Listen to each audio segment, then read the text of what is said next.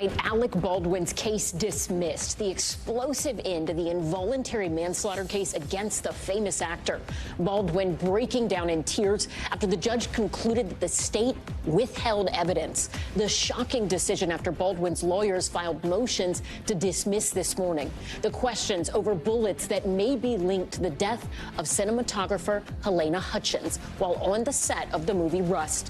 One prosecutor resigning from the case while another called herself to the witness stand to argue against the defense. Our legal analysis on how this all came to such a stunning close. Tonight's other major headline, Biden's defiance grows. President Biden campaigning in battleground Michigan after defending his candidacy in a high-stakes news conference. His performance drawing a mixed response, some saying it showed his firm hand on foreign policy.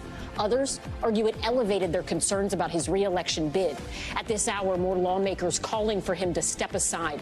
The new details about a contentious video call between the president and House Democrats. Frustrations boiling over in Texas as power outage crippled parts of the state.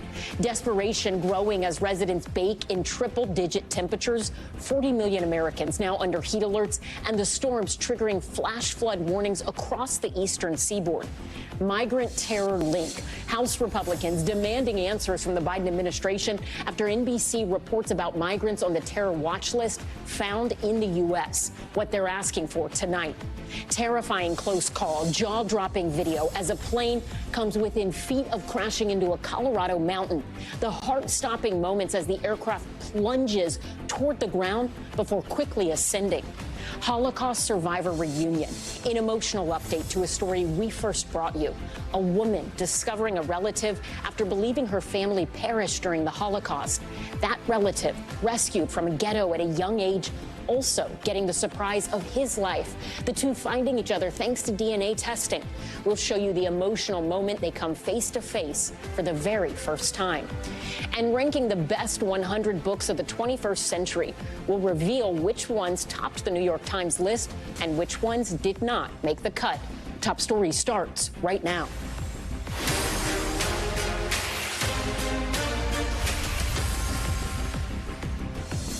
Good evening. I'm Ellison Barber in for Tom Llamas. We're coming on the air with breaking news. In a dramatic turn of events late today, Alec Baldwin's Rust trial dismissed just days after it began.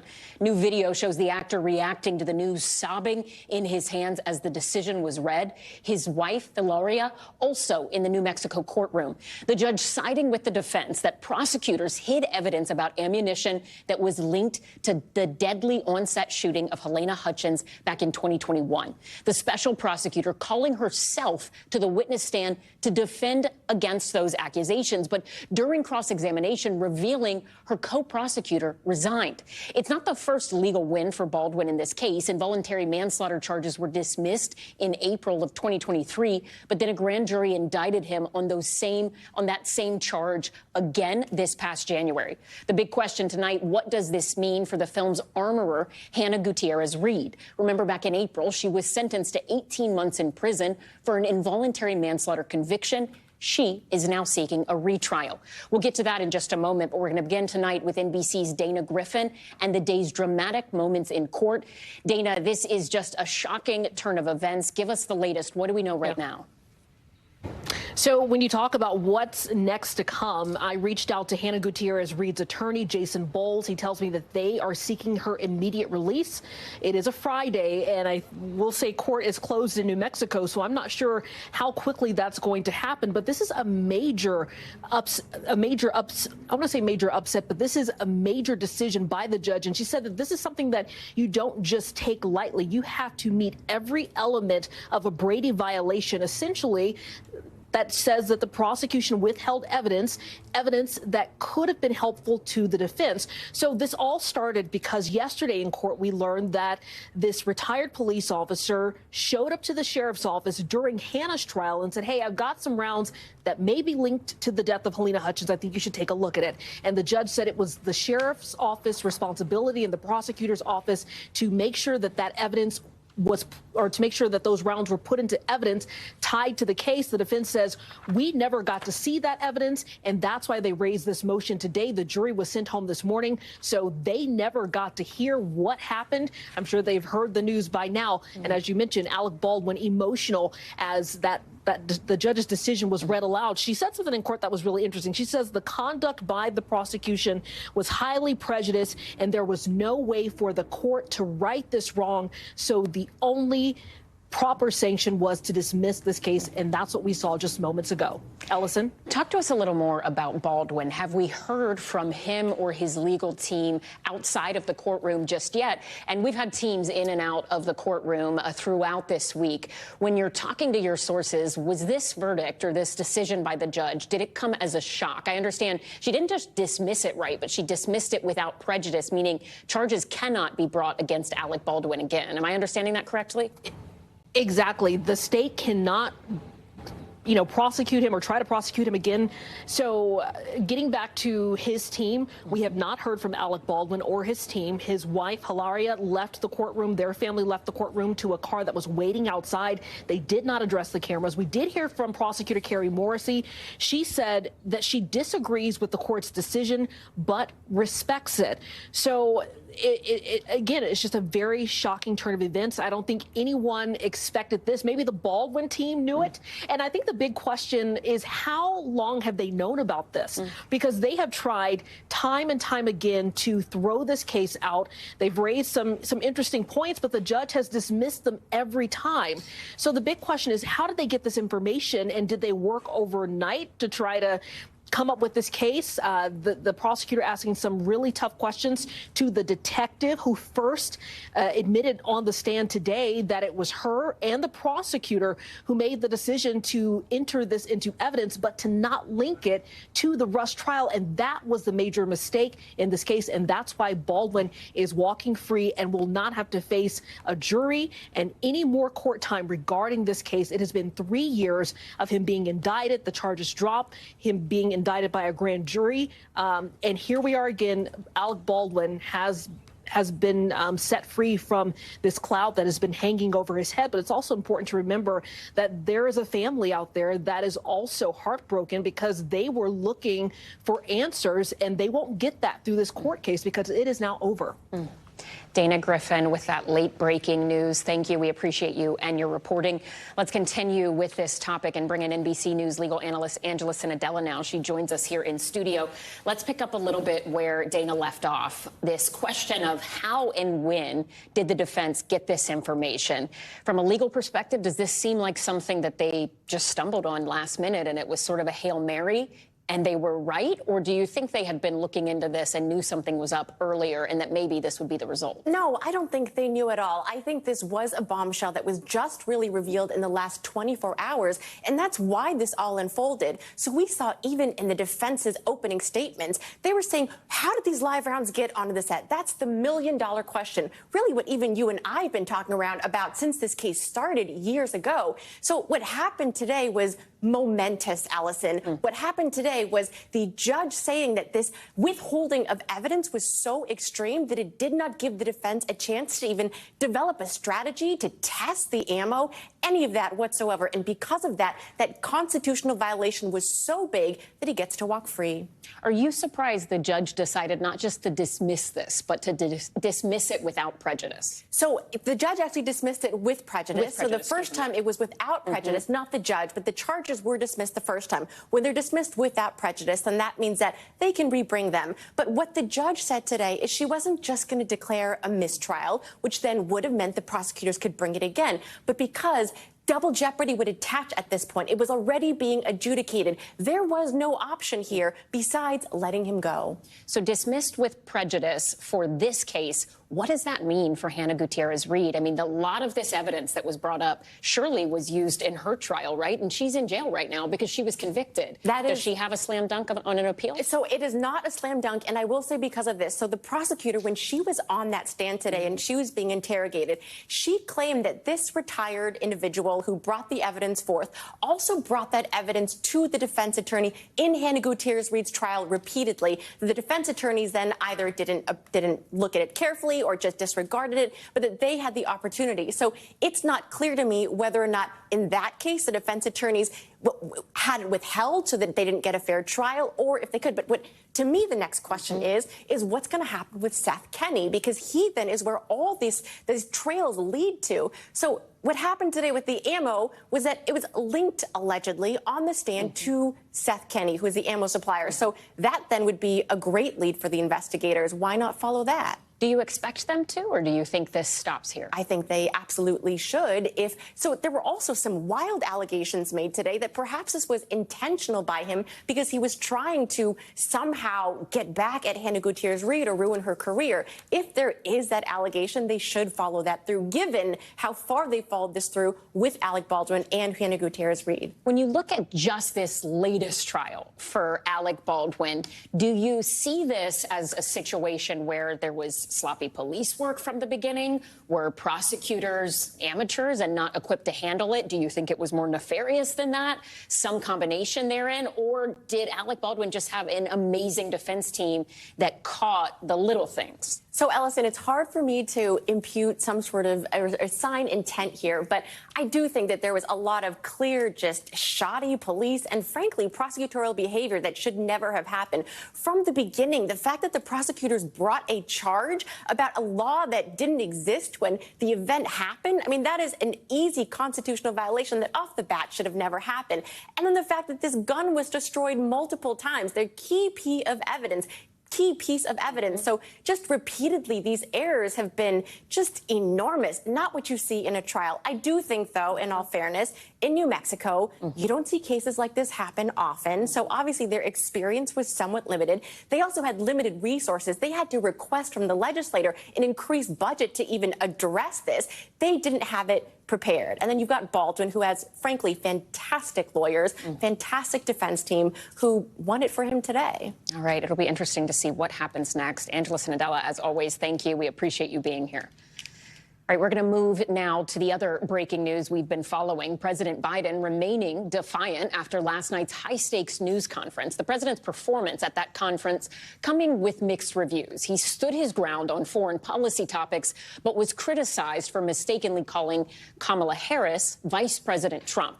And the list of Democratic leaders publicly calling for him to step aside, it is still growing. Now at 19 lawmakers, 5 of those individuals speaking out after or during last night's presser. The president determined to stay in the race as he meets with voters in the critical swing state of Michigan. NBC's Gabe Gutierrez has the latest from the campaign trail. Tonight, President Biden in battleground Michigan, trying to turn the page after defending his fitness for office. Hopefully, with a little bit of age comes a little bit of wisdom. The swing state crucial for his re-election. A new poll out today conducted before last night's press conference suggests the race is unchanged since the debate. Cut the crap. Get behind this man like people are getting behind Trump. Okay? And bottom line. Still, the debate performance has some Democrats here rattled. Would you consider yourself a Biden supporter? I was a Biden supporter right up until the debate. Now I really would like to see an open convention. Deborah Lewis Langston said she'd now prefer to vote for Vice President Harris. Biden being 81 years old, through no fault of his own, things just don't work like they used to work. And I'm 71, and I can tell you, they just don't. Please be seated. At that high-stakes press conference last night, the president drew praise for his command of foreign policy, but also criticism for this gaffe. Look, I wouldn't have picked Vice President Trump to be vice president, but I think she was not qualified to be president. So let's start there. After former President Trump quickly mocked his opponent, swapping Vice President Harris's name for his, President Biden shot back. By the way, yes, I know the difference. One's a prosecutor and the other's a felon. Today, 2 weeks after the New York Times editorial board urged President Biden to leave the race, it published another essay, this one calling former President Trump unfit to lead, writing Mr. Trump has shown a character unworthy of the responsibility of the presidency.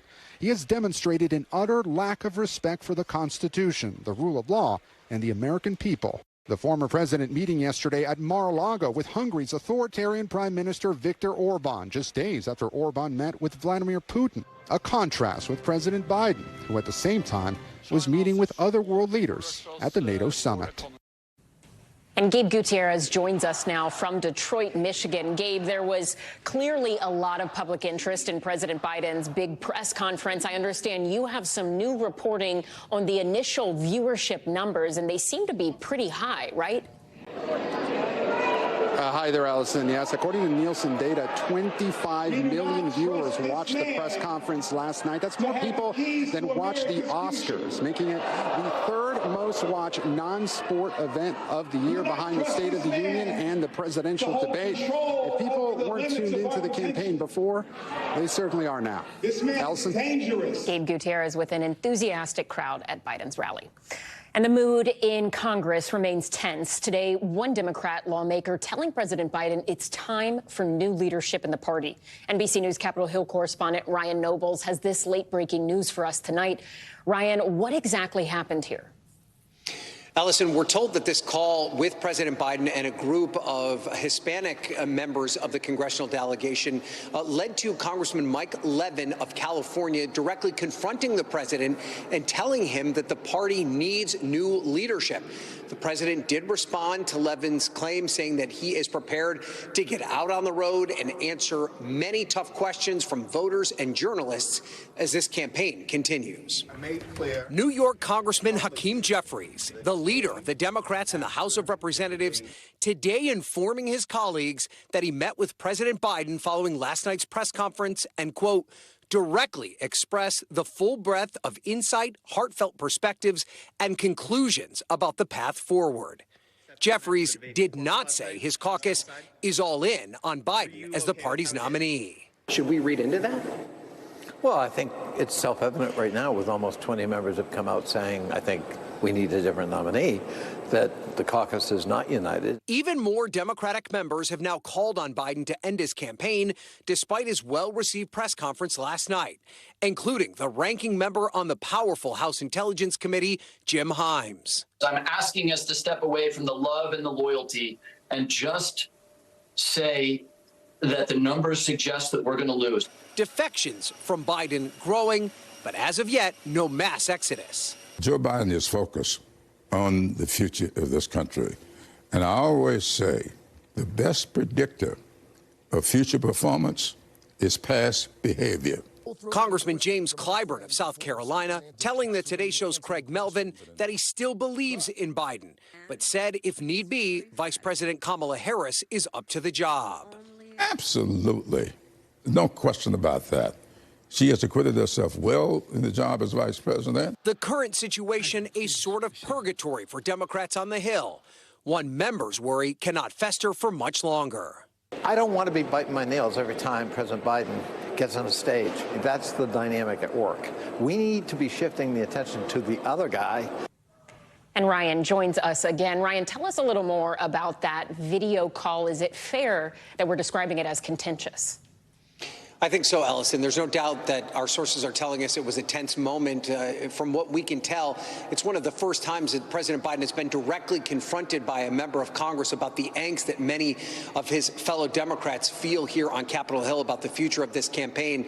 And the president's going to continue this outreach. We're told that he has a call tomorrow with another group of House Democrats, but one House Democrat telling me that this was something that should have been done the day after the debate, not 2 weeks after the debate, and that the damage that has already been done may be too much for the president to overcome. This member describing it to me as too little and too late. Allison. Ryan Nobles on Capitol Hill. Excellent reporting. Thank you. For more on the divide within the president's party, we want to bring in Don Calloway. He's a Democratic strategist and the host of the Caucus Room podcast. Don, thank you, as always, for joining us on Top Story. Let's start with that conversation, or the conversations happening around Biden's performance last night. In some ways, the baseline seems to be there were a couple gaffes, but nothing major. How do you think he did, and was it enough to stop the bleeding here? I think he did really well, and it was not enough to stop the bleeding. Unfortunately, people are going to focus on the Vice President Trump gaffe, and then there was a mistake at the end, mistaking Zelensky and Putin at some point. But listen, he had a substantive speech. it was powerful, and he was correct on all the stuff. And most importantly, he spoke truthfully, unlike the presumptive Republican nominee. But here's the deal. It's not enough. When we spoke a week ago, Ellison, there was one Democrat, I think, who had spoken out. By midweek, there were 5, and today there are 19. Inside tip, the Congressional Black Caucus is meeting during their annual PAC meeting tomorrow in New York City. I imagine that Hakeem Jeffries will have some insider discussions there. I interpreted Hakeem Jeffries' letter to suggest to Democrats who are unsure that it is safe, it is okay to come out. That speaks to a very important dilemma that we have. We have the Biden camp, who is holding up Joe Biden as they have for the last 50 years of his career, and they have made him the president of the United States. And you have the leadership of the Democratic Party. These are two distinctly different camps, which don't see eye to eye right now. And I think that the leadership of the Democratic Party is finding a way to respectfully usher the president out of being the presumptive nominee. Now, the last thing I'll say is that it has to go to Kamala Harris. That's really the only reasonable nominee from a political perspective, as well as from a procedural perspective. We'll talk about the possibility of Harris in a minute, but I want to pick up on what you mentioned, the number of Democrats speaking out, asking President Biden to step aside, that just continues to grow. The latest number, as you said, 19 lawmakers. You can see them there on your screen, most of them from the House, 1 from the Senate. Now we have this reporting that Representative Mike Levin told Biden to his face that he should drop out. What do you think is going to be the tipping point, if there is one, for President Biden? Is it just the sheer number, or a matter of someone high enough in the party saying, OK, it's time for you to step down, withdraw, someone like Nancy Pelosi, just for a name, for an example, that would possibly change his mind?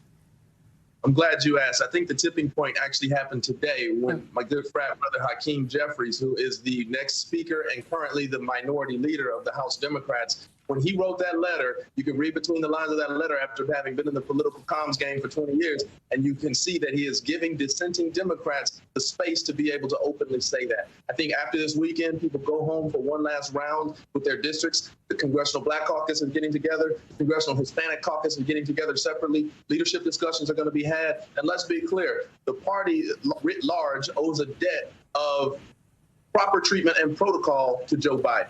There are serious discussions which probably have yet to be had. This can't be a very comfortable place for the president or his wife or his family, which he loves so much. But the tide is coming. The train has left the station. So I think the tipping point was today when Leader Jeffries wrote that letter, effectively freeing his House colleagues to be able to dissent.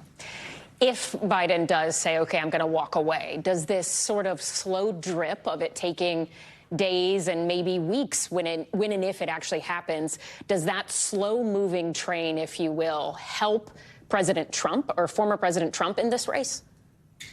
It doesn't help President Trump. Listen, there is a very small section of folks in the middle who are the persuadable voters going into this election. We know on one side who will vote for Donald Trump, and the people who are going to probably vote for Donald Trump were going to be with him no matter how much he lies, no matter how many convictions he has, and so on and so forth. Listen, the earlier would be better for Biden, but none of it really helps Trump. The earlier to get President Biden out of there in a dignified way and to begin to empower the next nominee, who I fully expect will have to be Kamala Harris for like a number of reasons, like I said. But at the end of the day, I don't really see it helping Trump, because once we get past this and get to the nominee, even if it takes a whole nother month through the Democratic National Convention, at the end of the day, it's going to be a head-up battle for 90 days between September and November. Harris, when you look at recent polling, Vice President Harris is beating former President Trump.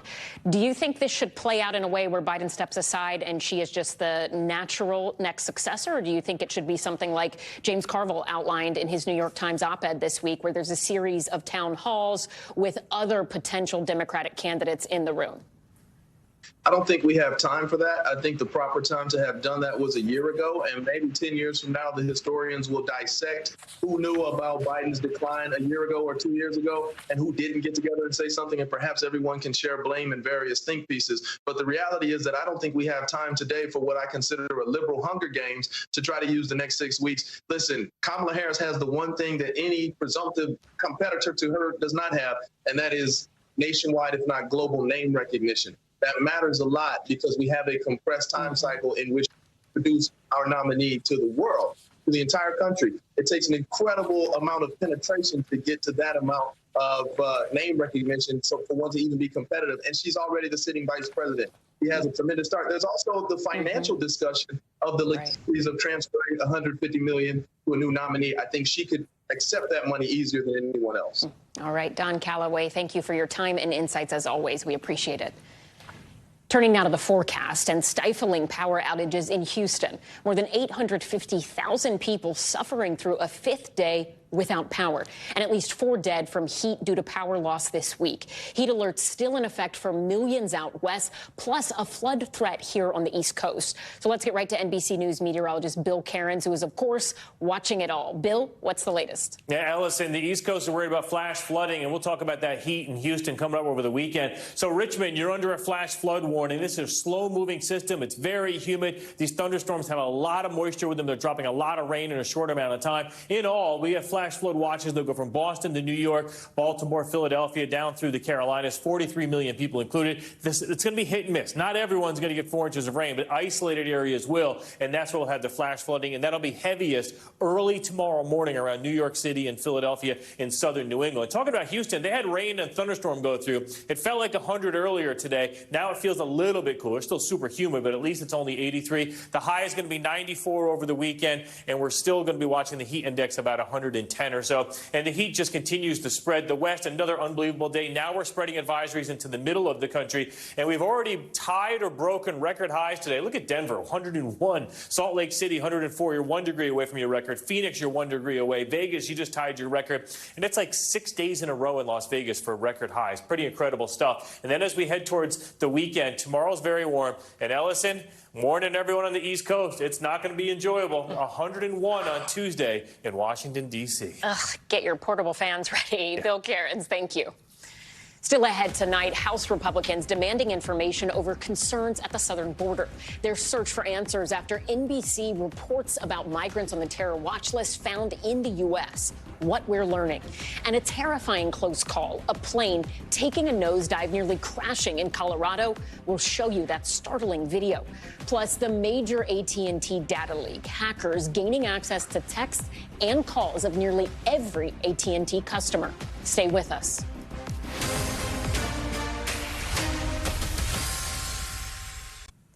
We're back now with exclusive reporting on migrants and a potential link to terrorism. House Republicans demanding answers from the Department of Homeland Security, their latest probe into concerns of security at the U.S.-Mexico border. NBC's Julia Ainsley has more. Tonight, Republicans on the House Homeland Security Committee issuing a subpoena, asking the Department of Homeland Security for more information, following NBC News reports of migrants with potential terror links being released into the United States. We know individuals on the terrorist watch list are apprehended. We have some that get released into the country. We want to know the details of how they're handling that. Mark Green, chair of the House Homeland Security Committee, led hearings earlier this year that led to the impeachment of Homeland Security Secretary Alejandro Mayorkas. He has disagreed with the Biden administration on nearly every tenet of its immigration policy. This is his third subpoena for information from DHS. The other 2 have gone unanswered. This time, he said he wants information to shine a light on what he says is a major terror threat caused by Biden's border policies. Let's turn now to our exclusive reporting on a potential terror threat. Earlier this year, NBC News reported on an Afghan migrant on the terror watch list, released into the United States by Border Patrol. An Uzbek man arrested by ICE in Baltimore for possible ties to ISIS. And over 400 migrants brought into the U.S. by an ISIS-linked human smuggling organization. Green recently received a classified briefing on the ISIS-linked smuggling group. What we've been told is this was a financing thing for ISIS. So it's a mechanism for ISIS to make money, sort of like the drug cartels do. An NBC News analysis found fewer than 0.01% of migrants who have crossed the border so far this fiscal year are on the terror watch list. And the total number under Biden, just over 1,700, is similar to Trump's 1,400. Still, former and current national security officials have recently sounded the alarm about the serious threat of a terror attack. In March, FBI Director Chris Wray testified that he was concerned about the same ISIS-backed smuggling group at the border. There is a particular network that has where some of the overseas facilitators of the smuggling network have ISIS ties. that we're very concerned about, and that we've been spending an enormous amount of effort with our partners investigating. And the former acting head of the CIA writing the lights are blinking red, just as they were leading up to the 9/11 terror attacks. Now, the House Homeland Security Committee demanding DHS provides case information on each migrant on the terror screening database that has been apprehended at the southern border since Biden took office, including whether they have been detained or deported. In a letter to DHS, Green says the committee requires the documents and information compelled by the attached subpoena to fully evaluate potential legislation to reform the department's handling of its encounters with aliens on the terror screening database at the southwest border and the potential security vulnerability those encounters pose to Homeland Security, adding that the reviews provided so far have been insufficient for the committee to fully analyze and evaluate the department's operations and decisions. Does it change the policy at all? Does it change the way things are done? Does it make Americans safer? No, we impeached Alejandro Mayorkas, and he's still breaking the laws written by Congress. So probably not, but at least we're showing the American people what's going on. That's the best thing I can probably do right now. If the department does not respond to the subpoena for more information, it would be up to the Justice Department to enforce it. And Ellison, being on the watch list doesn't necessarily make a migrant a terrorist. Many migrants' matches are based on bad information or loose affiliations with terror organizations. Ellison? Julia, thank you. When we come back, missing in Mexico, a 14-year-old from Utah vanishing along with her 2 young cousins while she was visiting family in Mexico City. What authorities believe happened to her while she was walking to a store.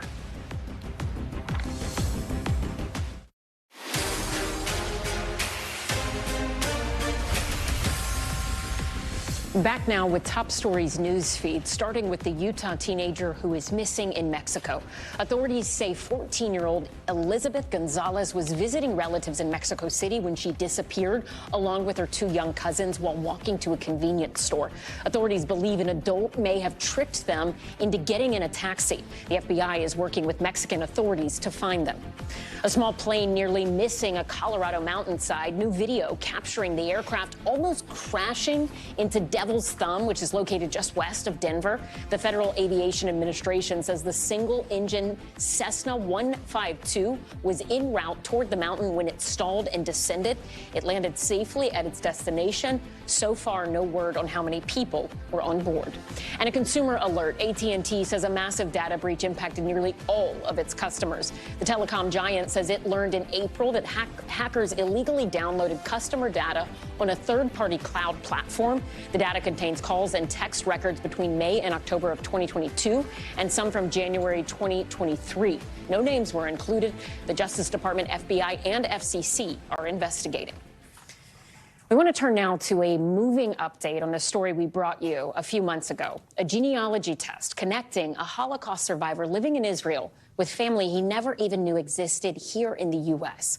Our Sam Brock was there for the emotional moment they met for the very first time. At a crowded Charleston airport, Ann Metten-Hellman braces herself for the moment she's anticipated for months. So we are minutes away.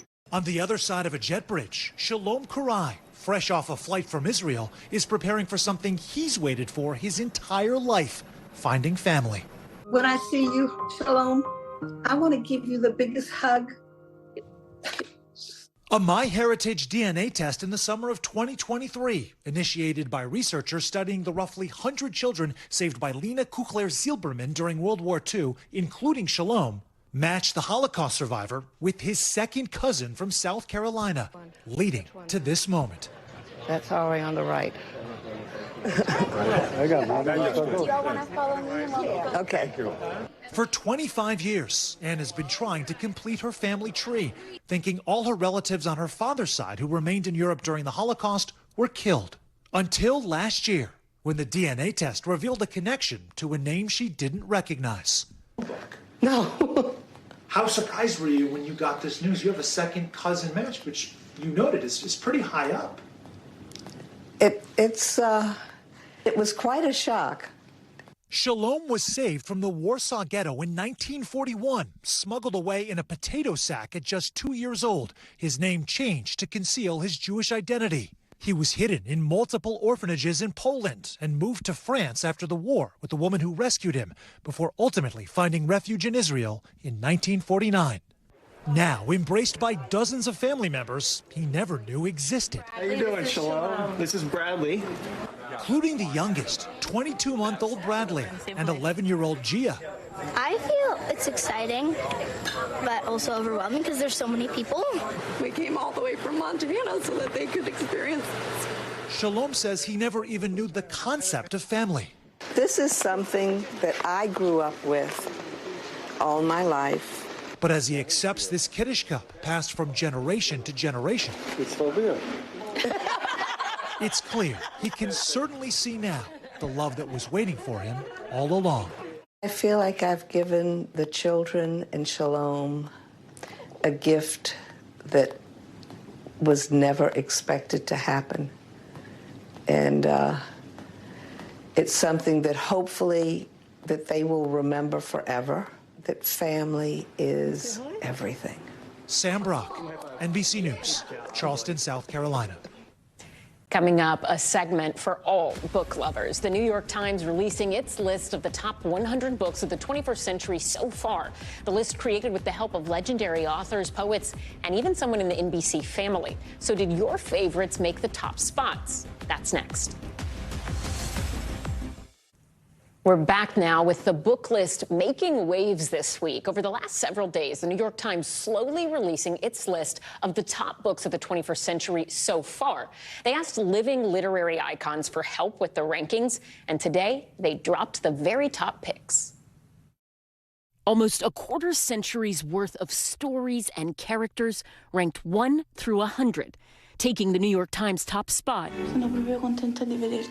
Elena Ferrante's My Brilliant Friend, which was turned into a hit HBO series and follows the lives of two friends in the outskirts of Naples in the 1950s. It's the first book in a 4-part series and has sold more than 15 million copies worldwide.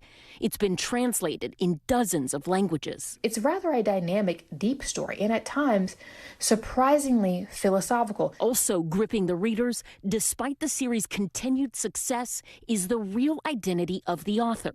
It's unknown. Ferrante is using a pseudonym. The list's runner-up, Warmth of Other Suns by Isabel Wilkerson, which she calls the epic story of the Great Migration when nearly 6 million African Americans moved away from the South to other parts of the United States. Well, this is in some ways a universal human story of longing and fortitude and courage. And rounding out the list's top 3, Wolf Hall by Hilary Mantel, chronicling a fictionalized version of Thomas Cromwell's ascent to power in the court of Henry VIII. An expression of stifled amusement. The New York Times taking in votes from hundreds of, quote, literary luminaries, including legendary authors, poets, essayists, and journalists like NBC's own Jenna Bush Hager. Finish it in one reading. And with iconic names like Stephen King submitting a ballot, readers are also getting to see their favorite authors' picks. And for more on this list marking the best books of the 21st century, we're joined by editor of the New York Times Book Review, Gilbert Cruz. First of all, it's an honor to have you. I can't tell you how many times I have looked at an end-of-the-year New York Times Book Review list and then bought half of them as presents for people. So it's a great list. But this one is really fascinating because you pulled 100 books that are the best books, according to this panel that you have compiled, of the 21st century. We mentioned in our piece before the top 3, but talk to us about why the decision was made to put this list together, why now, and in terms of the theme, how did you guys come up with this idea of who would be involved in choosing them? Sure thing. So we are on the verge of 2025. The quarter century rapidly approaches. And at the New York Times Book Review, we reach out to authors every single day, every single week, asking them to review books for us. We often get famous writers writing about famous books. And so we said, we have all these people. We could try to tell our readers what the best books of the century are, but why don't we go out to some other people that are experts? And we started coming up with names, wrote a couple hundred names down, then that grew to a couple hundred more. And then in the end, we asked over 1,000 people. We sent out over 1,000 emails to authors, novelists, nonfiction writers, critics, poets, et cetera, et cetera, et cetera. We got 503 people to respond, which I think is a pretty good response rate. And we counted up the votes, and this is what we came up with. So talk to us about some of the top books, or at least top 20 that maybe people hadn't heard of and should give a read to. I brought this one from home because I was thrilled to see Say Nothing by Patrick Radden Keefe on the list. I think it was number 19. And this is one of my favorite books of all time. It's the book I tell everybody I meet, you got to read this. It's really good. What are some of the other top books?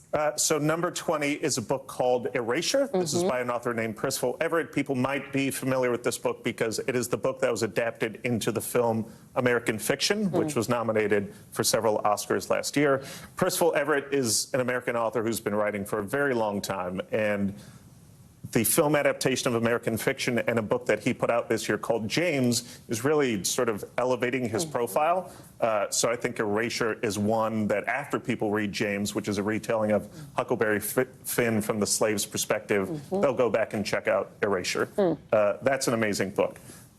Never Let Me Go, which came in at number 9, is a book by the Nobel Prize winner Kazuo Ishiguro. It was also made into a film. And it's sort of a dystopian story about a bunch of kids at an English boarding school. There's a secret that I'm not going to reveal here, but once you find out that secret, it sort of casts the entire book into a different light. And it's also very sad at the end. Several of these books are. You know, whenever there are these big lists that come out, there's always a lot of talk online about what should have been there, what is on the list that didn't deserve it, what should have been higher. It's inevitable. Of course. When you're putting together a list like this, is it more stressful or just an absolute labor of love? It has to be a labor of love, right? I mean, when you work at a place like the New York Times Book Review, when you work in books, you work there because you love books. And 100 seems like a lot. But if you think about all the books that are published over the course of a year, and then you multiply that by more than 2 decades, 100 is actually not that many. And so I'm very proud of this list. I'm aware that there are a lot of books that could have been on here. The books that go from 101 to 150 are amazing books. You sort of had to pick a conceit. 100 is a great number, but there are many, many, many amazing books that could have made this list. When you were reaching out to people and saying, hey, will you give us your list of books that you really like, people like Stephen King, these authors that so many people know and love, was there anything you got from some of those big names that you were like, oh, that's interesting, I didn't expect them to pick that book? That is a good question. I mean, at this point, a lot of people have noted that Stephen King picked one of his own books, which is great. He's a master. He's been writing for 4 decades. He writes for the New York Times Book Review all the time. He is allowed to pick his own book. And I actually suspect, and this is no knock to any author, that the reason that some people didn't want us to run their ballots is because they picked their own book. And why wouldn't they? If I was an author, I have to look out for myself first. I would pick my own book. And so we had a couple of authors who were able to get over their embarrassment and put their ballots out into the world and admit to that, which I thought was very big of them. Yeah, and then in our last 20 or 30 seconds here, as someone who loves to read, I love reading, but I also know for a lot of people, wanting to get into it, it can feel daunting, even when you have a really big list like this. What is your advice to someone who's like, should I start to be a reader, but I'm not really a reader? Why books? I think that anyone who thinks they are not a reader is thinking of school, and they're thinking of being forced to read.